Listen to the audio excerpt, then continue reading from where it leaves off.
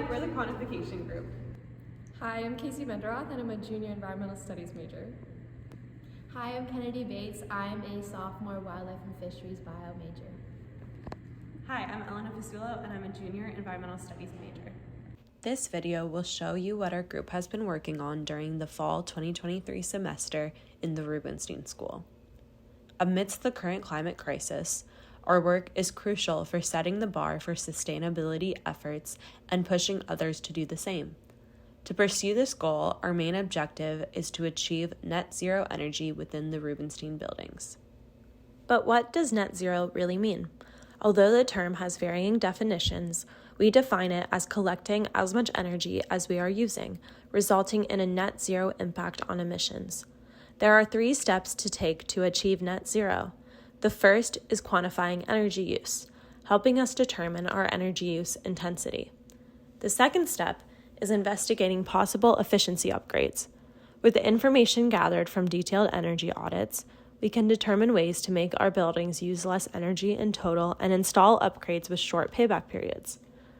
The third step is to use renewable energy to mitigate required energy use. The first step, quantifying energy use, is what our group focuses on. This is important because it allows us to identify trends in usage, locate where we can be more energy efficient, and identify how much renewable energy is required. We are happy to say that we have reached our main objectives this semester and hope that groups following ours can build on the data that we have collected. Now, let's tell you more about how we did all this. The work we have done throughout the semester is quantify energy usage in the 4 Rubenstein buildings, which include the Rubenstein Ecosystem Sciences Laboratory, the Forestry Sciences Laboratory, the Johnson House, and the Aiken Center. The energy data we are collecting includes natural gas, electricity, and water. This data is important to analyze because it assesses trends in energy usage that provides information regarding energy upgrades and identifies any abnormalities in efficiency. Here's energy data for the Johnson House between the years of 2018 and 2023. In these graphs, electricity, natural gas, and water use is being quantified. Trends are visible each month to identify times of highest usage and each year to see how current energy use compares to the past.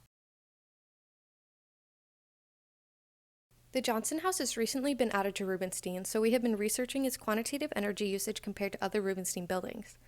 We witnessed a blower door test that assessed the house's current energy usage by depressurizing the interior and finding leaky areas with a thermal camera.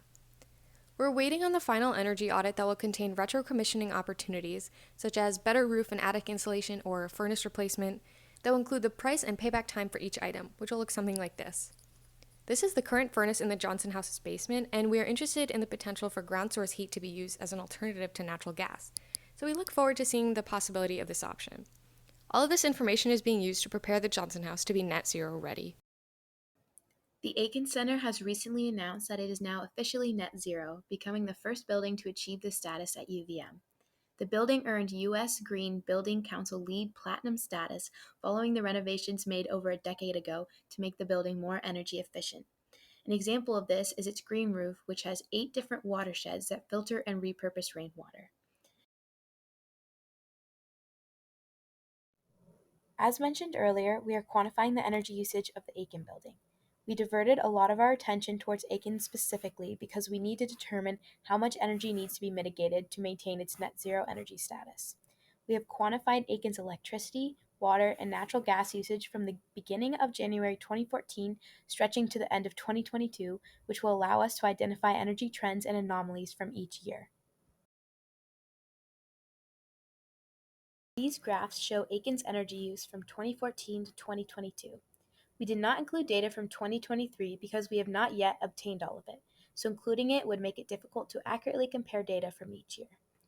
As you can see in these graphs, natural gas and electricity usage increased following 2020, while water usage has only decreased since then. Because of this, our area of interest is energy usage during the COVID-19 pandemic. Analyzing this allows us to identify potential reasons for increased energy usage, for instance, higher ventilation, and if it is likely to continue even after the pandemic. To understand how we go about interpreting this data, I will use Aiken's water usage as an example. To assess, we use 3 steps. 1. What was the usage prior to the pandemic? 2. How did the usage change during the pandemic? And lastly, has the energy usage started to rebound to levels prior to 2020. In this graph, the water usage trend in Aiken decreased right before and during the pandemic. However, following the height of COVID, energy usage has begun to rebound and will likely continue to do so. Knowing this, we can determine how much the pandemic influenced usage and how it will determine Aiken's future water and energy use. Standardized the energy use in 2022 for the 4 buildings to kilowatt hours per square foot to more easily analyze efficiency by using a standard unit. This assesses each building's combined electricity and natural gas usage on the same scale. As you can see, the Rube Lab has the highest energy usage, but this is typical with lab buildings as they usually consume about 2.5 times more energy than non-lab buildings. Though the forestry lab is also considered a lab building, it receives far less foot traffic and requires less energy for the work conducted inside than the Rube Lab. Thanks for watching!